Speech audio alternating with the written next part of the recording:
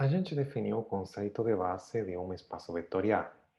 E agora veremos como, conhecendo uma base com N elementos, podemos associar a cada vetor do espaço vetorial um vetor em Rn que vai ser o vetor de coordenadas em essa base. Então, temos B, uma base ordenada de um espaço vetorial de dimensão finita, um espaço vetorial finitamente gerado, cujos vetores vão ser U sub j com j que varia entre 1 e n. Então, todo vetor U do espaço vetorial pode ser escrito na forma soma de alfa sub j vezes U sub j, onde j varia entre 1 e n, para alguns coeficientes reais. Isso aí é porque, de fato, B é um sistema de geradores, então o subespaço gerado por B é todo o espaço vetorial, e isso aí implica em particular que todo vetor do espaço vetorial é combinação linear dos vetores do sistema de geradores. Mas a combinação linear é de fato única. Se vocês têm duas combinações lineares que são iguais,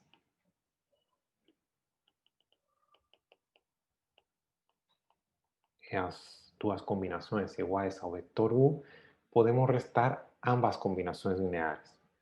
E a gente tem que alfa sub 1 menos beta sub 1 vezes U sub 1, mais alfa sub 2 menos beta sub 2 vezes U sub 2, e assim por diante, h alfa sub n menos beta sub n vezes U sub n é igual, de fato, ao vetor nulo. Tá, mas agora a gente usa que a base é um conjunto, é um subconjunto do nosso espaço vetorial linearmente independente. Então, uma combinação linear igual a zero é necessariamente uma combinação linear em que todos os coeficientes são iguais a zero. Tá?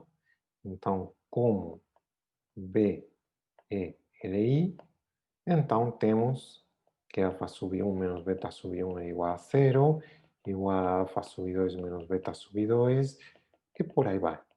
H alfa sub n menos beta sub n. E daí deducimos, claro, que alfa sub 1 é igual a beta sub 1, alfa sub 2 é igual a beta sub 2, e assim por diante. Todo alfa sub j é igual a beta sub j, ou seja, os alfas e os betas são iguais. Tá? Então, pode ser escrito dessa forma aqui, mas de maneira única. Uhum. Tá? A escolha dos alfas é única. E vamos dizer que esse vetor formado pelos alfas é o vetor de coordenadas de U na base B. Tá? Então, dada uma base, vamos ter que U pode ser escrito de maneira única como combinação linear dos elementos da base, e esses coeficientes da combinação linear são o vetor de coordenadas de U na dita base. Isso é isso. Então, vamos ver um exemplo. Tá, temos essa base de R3, isso aí é um dado, não vamos conferir que é uma base, e queremos calcular o vetor de coordenadas de U na base B, para U sendo o vetor 746 de R3. Tá, então vamos ver como. O que a gente precisa é, a gente tem aqui 746, tem que ser escrito como x vezes o vetor 211 mais y vezes o vetor 101 mais c vezes o vetor 111. Ok? Tá, então temos que resolver esse sistema. Tá? Que é um sistema com três equações e três incógnitas. A primeira equação vai ser obtida considerando as primeiras componentes.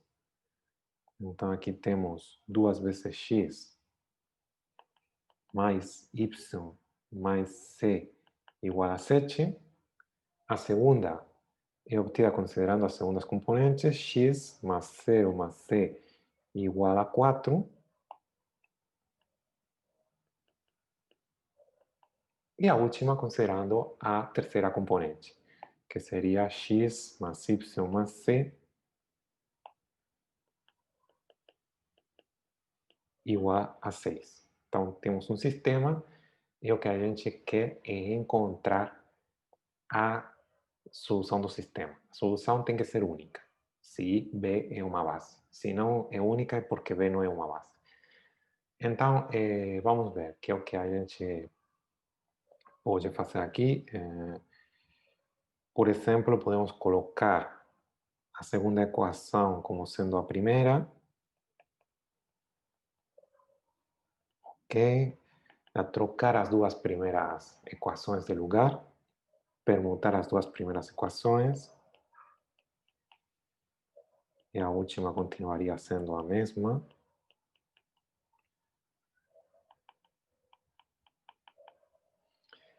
E agora podemos seguir o método usual para resolver um sistema, que seria restar da segunda equação duas vezes a primeira e da última equação a primeira. Então a primeira não muda, vai seguir sendo x mais c igual a 4. Se restamos duas vezes a primeira da segunda, vamos obter 2 menos 2, que é 0. Y menos 0 vai ser y. C menos duas vezes C é menos C. Isso tem que ser 7 menos duas vezes 4, 7 menos 8 é menos 1. E se restamos da terceira à primeira, temos x menos x, que é 0, y menos 0 é y, c menos c é 0, né? 6 menos 4 é igual a 2. Tá, então aqui temos que y é igual a 2.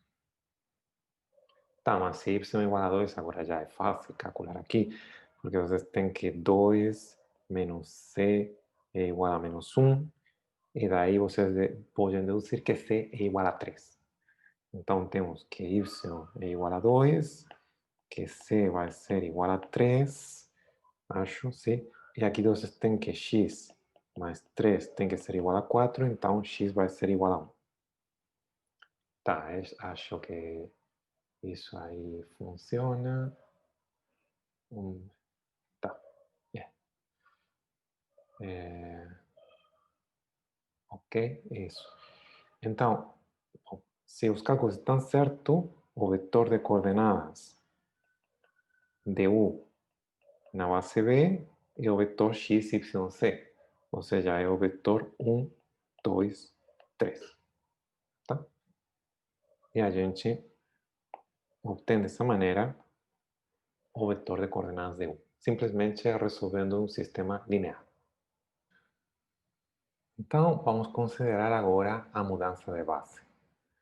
Vamos considerar duas bases de um espaço vetorial dado B, tá? Claro, as duas bases, pelo teorema da invariância, têm o mesmo número de elementos. E vamos considerar uma matriz, que seria a matriz de mudança de base da base B para a base C, que é uma matriz n por n, tal que a primeira coluna é o vetor de coordenadas du sub 1 na base C. Ou seja, é o vetor de coordenadas do primeiro vetor da base B na base C. Tá? É um vetor de Rn. A segunda coluna é o vetor de coordenadas do segundo vetor da base B na base C. De novo, é um vetor de Rn. A terceira coluna é o vetor de coordenadas do terceiro vetor da base B na base C. E assim por diante. A última coluna é o vetor de coordenadas do último vetor da base B na base C. Tá? Então, vamos ver um exemplo. Seja B a base formada por esses três vetores, e C a base canônica. En esse caso é bem simples, porque o vetor de coordenadas está do vetor 2, 1, 1 na base canônica é 2, 1, 1. Porque isso aqui é 2 vezes 1, 0, 0, mais uma vez 0, 1, 0, mais uma vez 0, 0, 1. Então, o que acontece é que para todo vetor de Rn, o seu vetor de coordenadas na base canônica é ele próprio. Então, em particular, o que a gente tem aqui no nosso exemplo, a matriz de mudança de base da base B para a base canônica é simplesmente colocar como coluna os vetores da base B, que são o vetor 2, 1, 1, esse é o primeiro, o segundo seria o 1, 0, 1, e o último é o vetor 1, 1, 1. Tá? É um exemplo, claro, um exemplo extremamente simples, porque a segunda das bases é a base canônica. Em geral, não é tão simples encontrar essa matriz de mudança de base. Tá.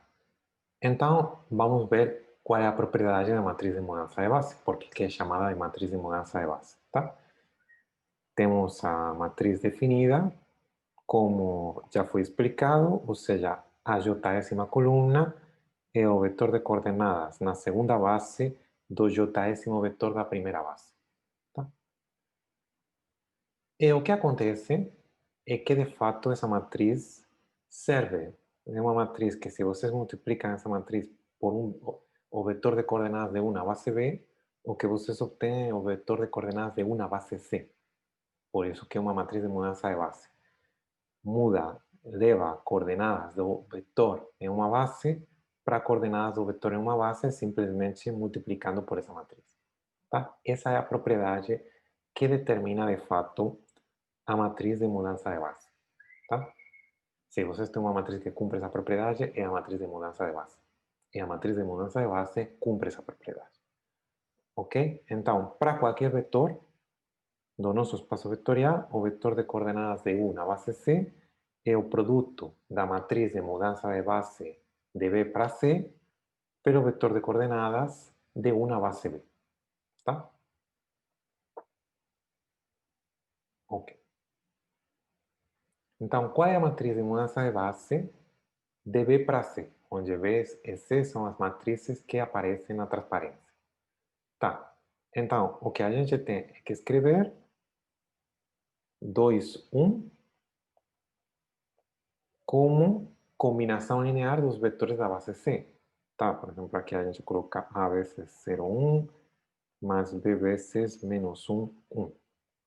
Bom, esse é um sistema bem fácil de resolver, porque a primeira equação seria 2 igual a vezes 0, que é sempre 0, menos B. Então, a primeira equação é 2 igual a menos B, e a segunda vai ser igual a 1. E aqui temos A vezes 1, que é igual a A, mais B vezes 1, que é igual a B. Então, vai ser A mais B. Daqui deduzimos que B é igual a menos 2. E se B é menos 2, A é de fato igual a 3.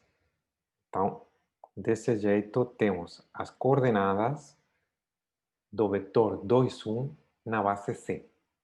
Tá? As coordenadas do vetor 2, 1 na base C são o vetor 3 menos 2. Ok? Agora queremos calcular as coordenadas do vetor 1, 1 do segundo vetor da base B na base C. Bom, é essencialmente a mesma coisa. Temos 1, 1, tem que ser A vezes 0, 1, mais B vezes menos 1, 1. A primeira equação vai ser 1 igual a menos B e a segunda vai ser 1 igual a A mais B. Daí vamos deduzir que B é igual a menos 1 e que A é igual a 2. Ok? E temos que o vetor de coordenadas do vetor 1, 1 na base C vai ser igual ao vetor 2 menos 1. Ok? Então agora já podemos simplesmente escrever a matriz de mudança de base. A matriz de mudança de base da base B para a base C vai ser uma matriz 2 por 2, cuja primeira coluna é o vetor de coordenadas do primeiro vetor da base B na base C, ou seja, é o vetor 3 menos 2. E a segunda coluna é o vetor de coordenadas do segundo vetor da base B na base C, que está aqui. Então, vai ser o vetor 2 menos 1. Então, essa seria a nossa matriz de mudança de base. Tá? Ok. A gente apresentou as coordenadas de um vetor em uma base dada e a matriz de mudança de base, que é usada para transformar coordenadas de um vetor em uma base em coordenadas de um vetor em outra base. O próximo dia continuaremos com as propriedades das matrizes de mudança de base. Muito obrigado pela sua atenção.